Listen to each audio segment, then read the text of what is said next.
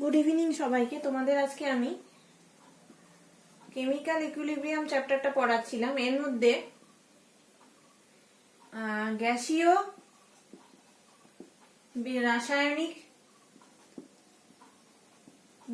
রাসায়নিক বিক্রিয়াতে বিক্রিয়ার সাম্যাবস্থায়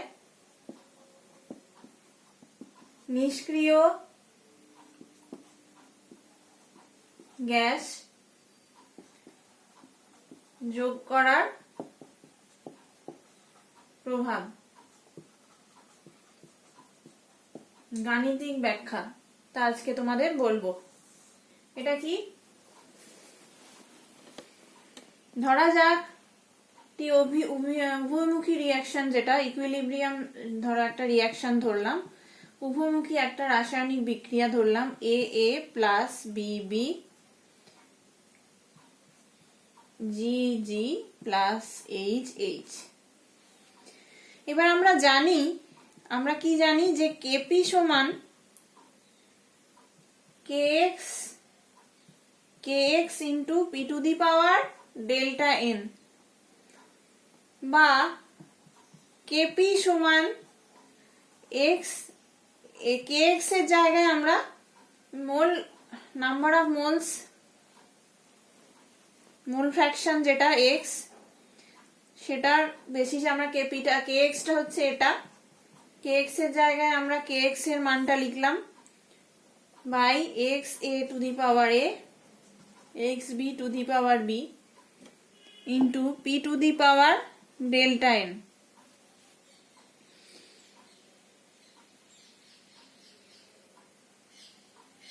এখন সাম্যাবস্থায় সিস্টেমে N0 মোল কোনো নিষ্ক্রিয় গ্যাস যোগ করলে মোট মোল সংখ্যা কত হবে? মোট মোল সংখ্যা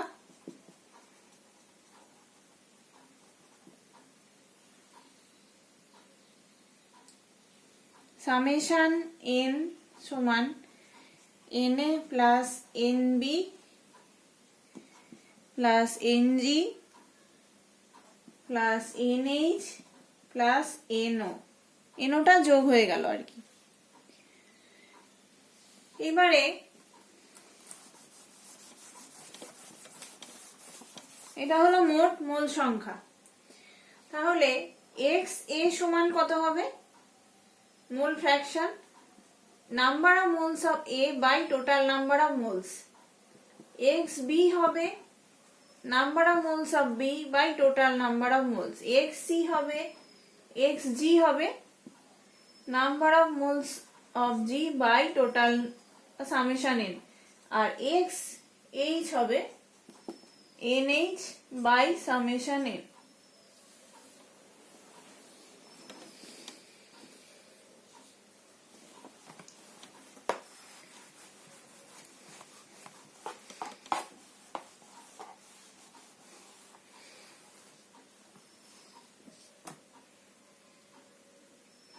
তাহলে আমরা এই সমীকরণে এটা পুট করে দিচ্ছি, কেপি সমান Ng by summation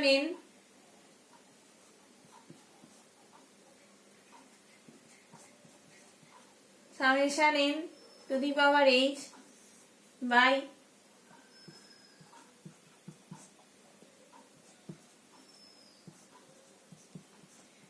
Nb by summation n to the power b, p to the power delta n।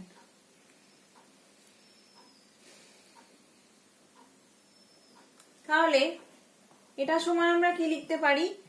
Ng to the power g into NH to the power h by Na to the power a into Nb to the power b। এটা summation nটা এখানে রেখে দিলাম, to the power delta N.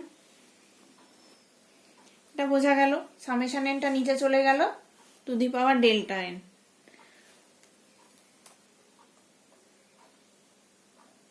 এবারে দেখো নির্দিষ্ট তাপমাত্রায়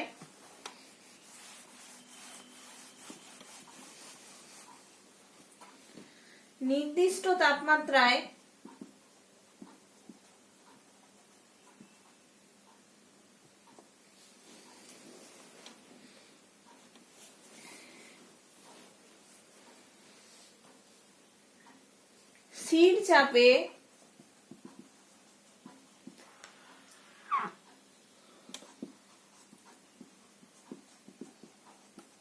নিষ্ক্রিয় গ্যাস যোগ করলে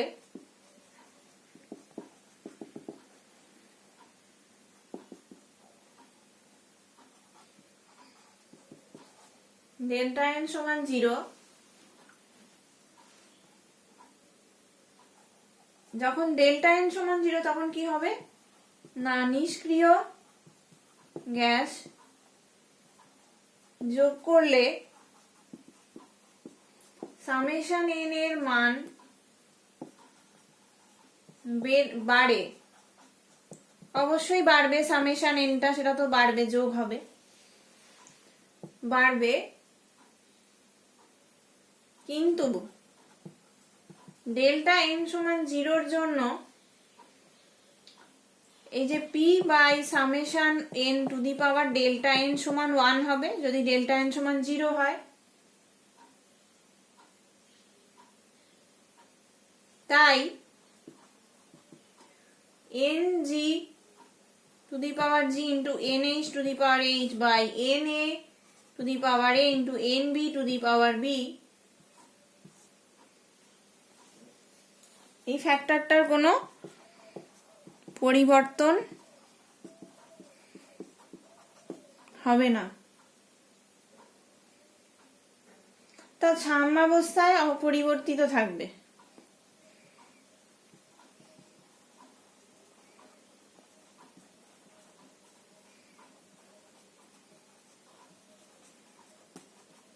সাম্যাবস্থায় অপরিবর্তিত থাকবে।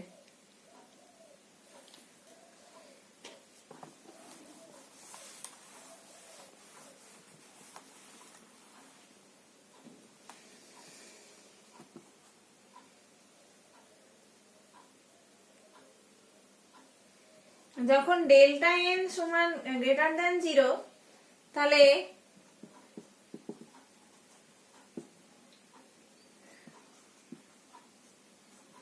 স্থির চাপে নিষ্ক্রিয় গ্যাস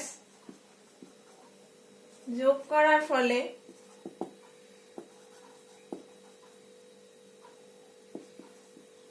সামেশন এন বৃদ্ধি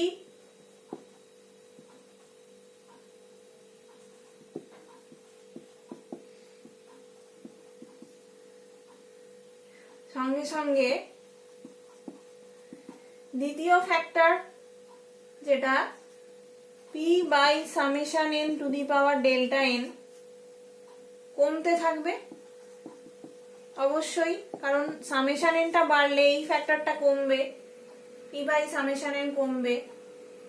তাহলে কেপিটাকে অবশ্যই কনস্ট্যান্ট থাকতে হবে। কেপি কনস্ট্যান্ট থাকার জন্য কি হবে, এই যে ফ্যাক্টরটা এনজি এটার মানটা তখন বৃদ্ধি পাবে, এটা নিশ্চয়ই বাড়তে হবে কেপিটাকে স্থির থাকার জন্য।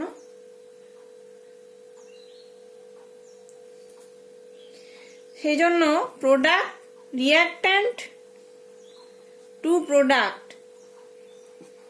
মানে রিঅ্যাকশনটা ডান দিকে এগোবে মানে বেশি প্রোডাক্ট তৈরি হবে। এই ক্ষেত্রে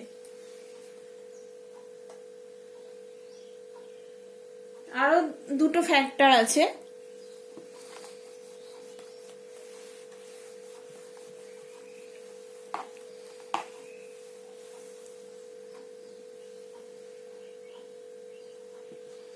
যদি ডেল্টা এন লেস দ্যান 0 হয় তাহলে কি হবে না স্থির চাপে নিষ্ক্রিয় গ্যাস যোগ করার ফলে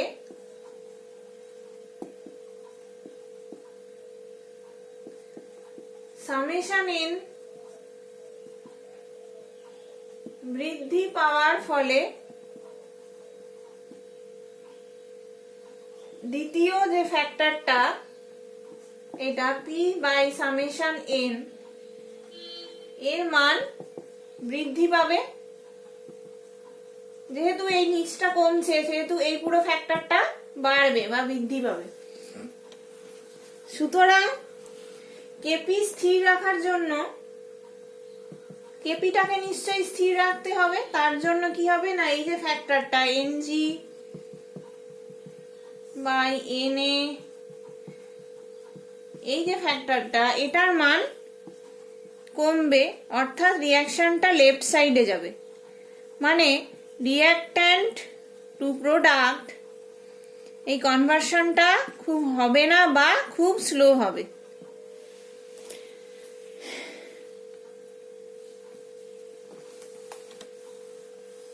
আচ্ছা,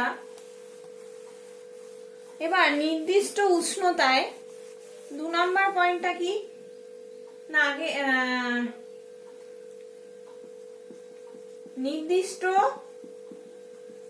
উষ্ণতায় স্থির আয়তনে, আগেটা ছিল স্থির চাপ, নিষ্ক্রিয় গ্যাস যোগ করলে কি হবে, যোগ করা হলে কি হবে না, স্থির আয়তনে নিষ্ক্রিয় গ্যাস যোগ করলে সামেশন এনটা বাড়বে, আমরা জানি। সঙ্গে সঙ্গে মোট চাপ যে পি, এটাও বাড়বে। অর্থাৎ কি হবে না,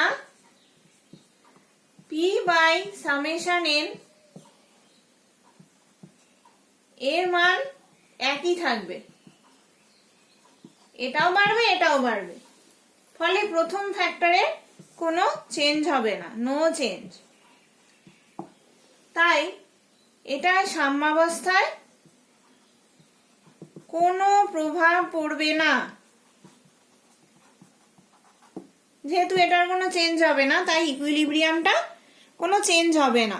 যদি আমরা কোনো ইনার্ট গ্যাস অ্যাড করি বা নিষ্ক্রিয় গ্যাস অ্যাড করি, কখন না নির্দিষ্ট উষ্ণতায় স্থির আয়তনে অ্যাড করলে সাম্যাবস্থায় কোনো চেঞ্জ হবে না। তার ব্যাখ্যাটা এখানে দেওয়া হলো।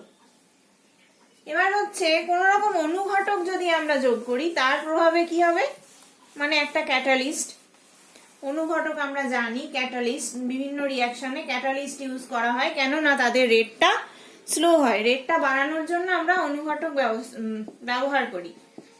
অনুঘটকের প্রভাব, উভমুখী বিক্রিয়ায় অনুঘটক যোগ করলে কি হবে না, সাম্যাবস্থাকে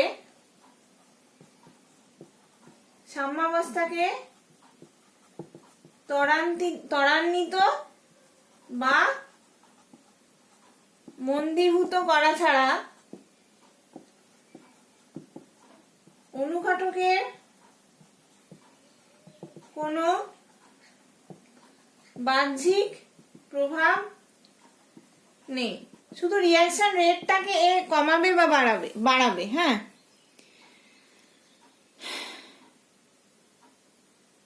সেরকম কোনো প্রভাব আলাদা করে ফেলবে না।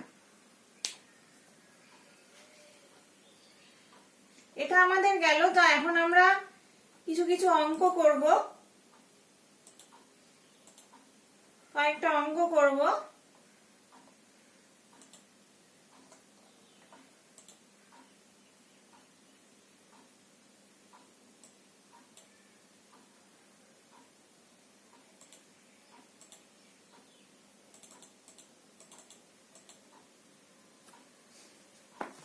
প্রবলেমস করব আজকে আমরা, দিয়ে তোমাদের এই চ্যাপ্টারটা শেষ হয়ে যাবে। 1 নম্বর, কোন আবদ্ধ পাত্রে PCl5 এর বিয়োজনের ক্ষেত্রে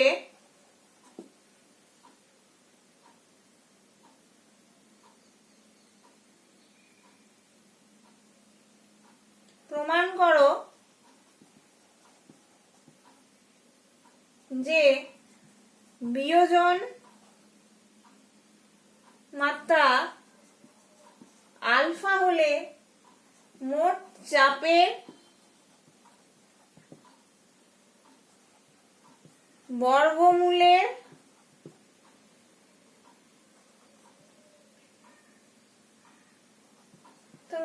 অনুপাতিক।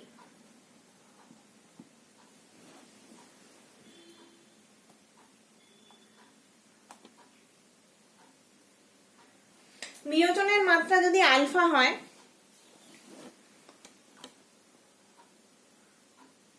প্রাথমিকভাবে দেখো PCl5, এটা বিয়োজনটা কিরকম ভাবে হয় না PCl3 প্লাস Cl2, এটা যদি 1 হয় প্রাথমিক মোল সংখ্যা, আর এটা তাহলে 0।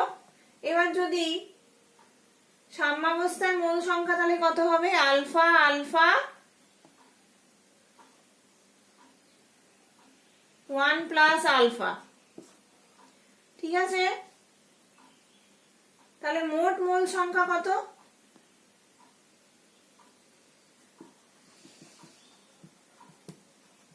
মোট মোল সংখ্যা কত হবে না 1 minus alpha plus alpha plus alpha, তার মানে 1 প্লাস আলফা, যেটা এখানে হয়েছে মোট মোল সংখ্যা। এটা 1 প্লাস আলফা হবে না, এটা 1 মাইনাস আলফা হবে, সরি। তাহলে 1 minus alpha plus alpha plus alpha, তাহলে টোটাল মোল সংখ্যা হবে 1 প্লাস আলফা। তাহলে পার্শিয়াল প্রেসার অফ PCl5 এটা কত হবে না 1 minus alpha by 1 plus alpha, total number of moles বা PCl5 এর mole by total number of moles into total pressure P। Partial pressure of PCl3 কত হবে alpha by 1 plus alpha, partial pressure of chlorine কত হবে alpha by 1 plus alpha. ঠিক আছে, into P, sorry total প্রেসারটা আমি গুণ করতে ভুলে গেছি। তাহলে কেপি কত? কেপির মান কত?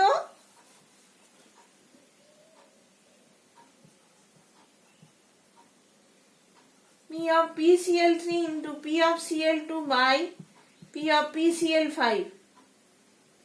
সমান alpha by 1 plus alpha into P to alpha by 1 plus alpha into P by 1 minus alpha by 1 plus alpha into P হলো। আমি মানগুলো বসিয়ে দিলাম। তাহলে কেপির মান কত হলো না কেপি সমান আলফা স্কোয়ার পি বাই একটা 1 প্লাস আলফা কেটে গেল 1 প্লাস আলফার হোল স্কোয়ার, না 1 মাইনাস আলফা স্কোয়ার,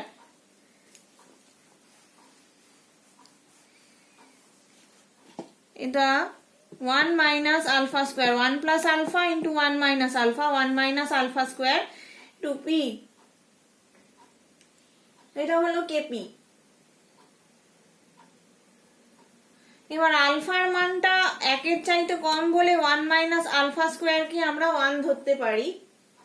তাহলে আলফা স্কোয়ার সমান কেপি বাই পি और अल्फा समान root over of K P by P.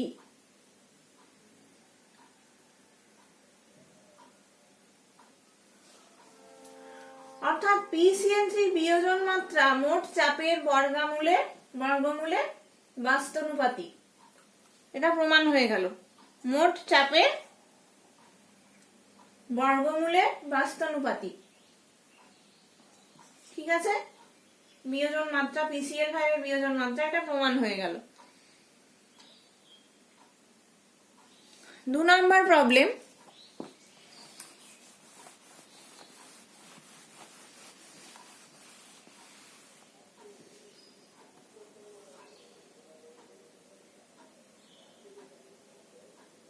চারশো ডিগ্রি উষ্ণতায়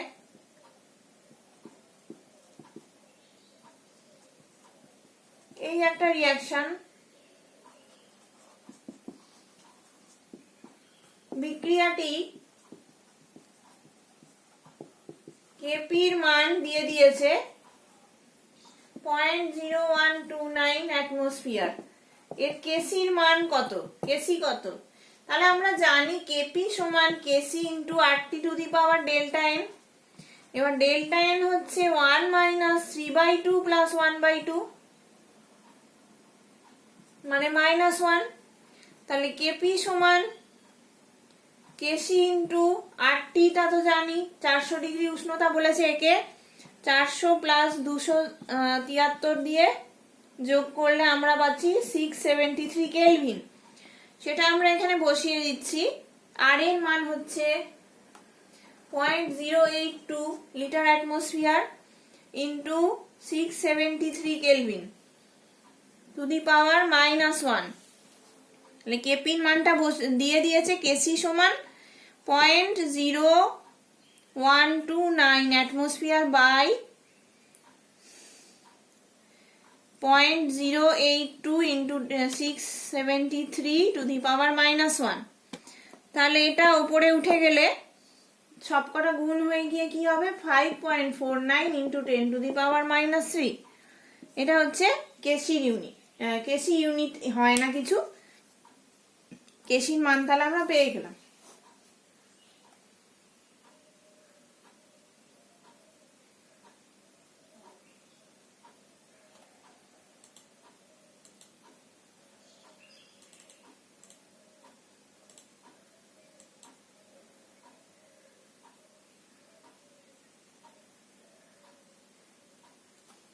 আরো একটা অঙ্ক করাই।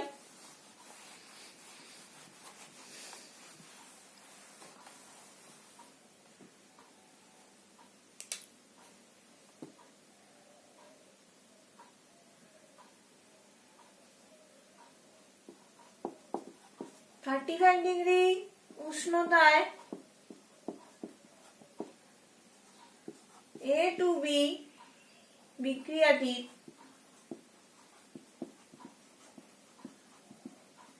সাম্য ধ্রুবক এর মান 25 ডিগ্রি, এটা 3 নম্বর প্রবলেম, 25 ডিগ্রি সেন্টিগ্রেড উষ্ণতায়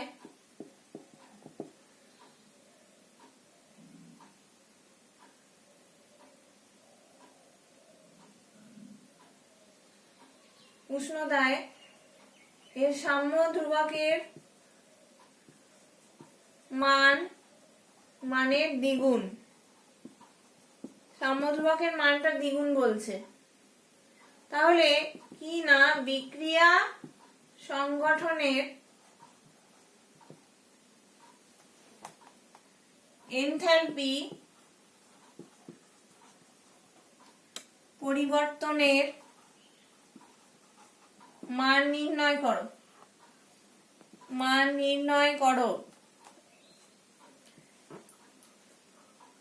আমরা জানি log kp2 বাই kp1 সমান delta H by van't Hoff reaction isotherm, সেটা ইউজ করে করব।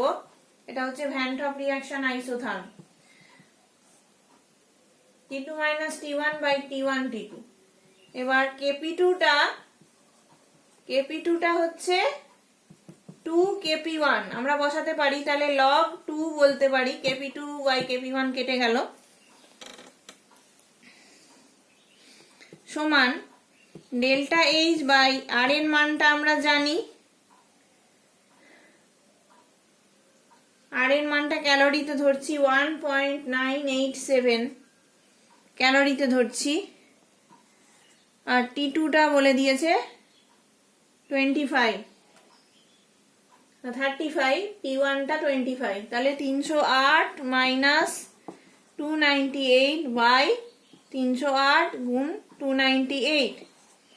এখান থেকে আমরা ডেল্টা এইচ এর মানটা পাচ্ছি। ডেল্টা এইচ সমান কত বেরোবে না ক্যালোরিতে বেরোবে, ডেল্টা এইচ সমান 12.64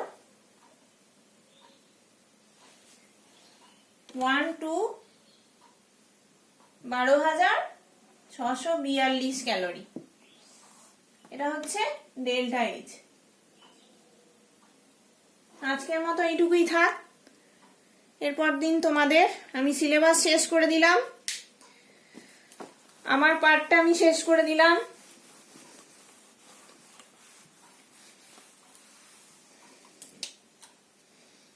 সিলেবাস কমপ্লিটেড।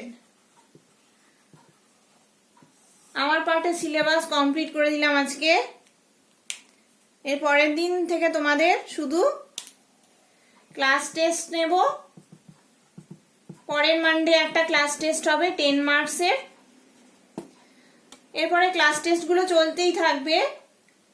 আর হচ্ছে তোমাদের গুগল মিটে ক্লাস নেব মাঝে মধ্যে। তোমরা একটু প্রেজেন্ট থেকো, বা কি অসুবিধা হচ্ছে জিজ্ঞাসা করে নেবে, তাহলেই হবে। তো আজকের মতো এইটুকুই থাকলো। আজকে 6টার সময় 6 PM শার্প তোমাদের গুগল মিটে ক্লাস নেব, চলে আসবে সবাই। তাহলে থ্যাংক ইউ।